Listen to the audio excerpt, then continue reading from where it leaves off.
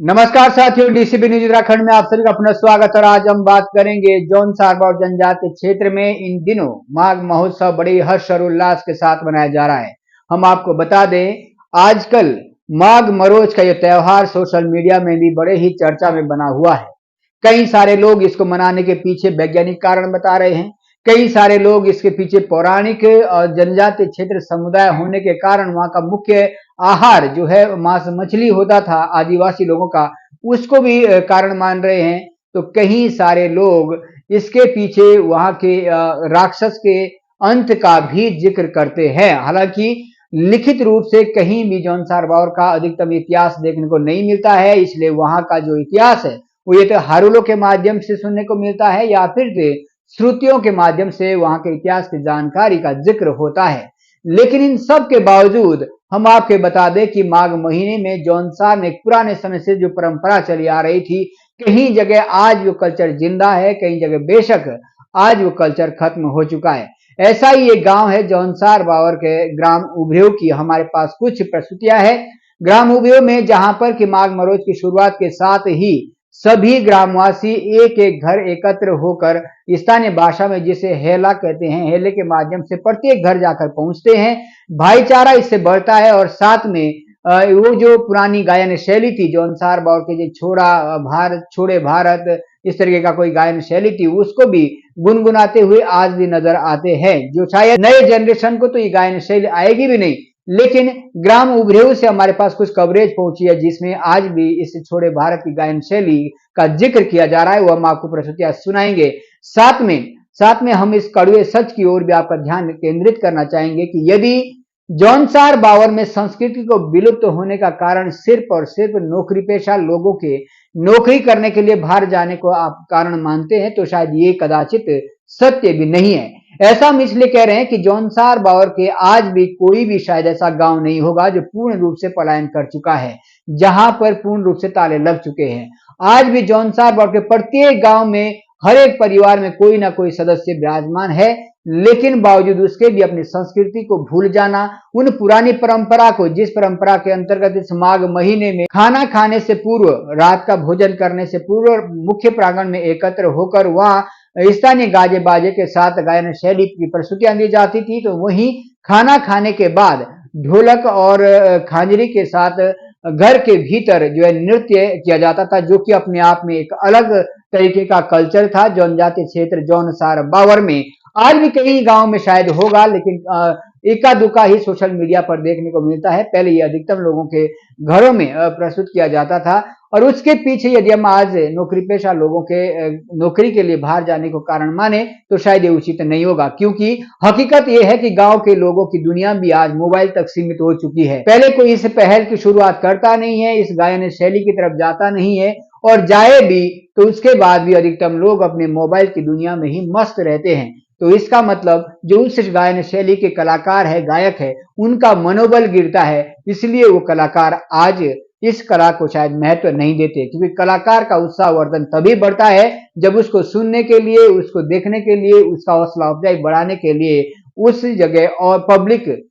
जगह पब्लिक तौर पर समस्त ग्रामवासी भी एकत्र हो और उसमें दिलचस्पी रखे।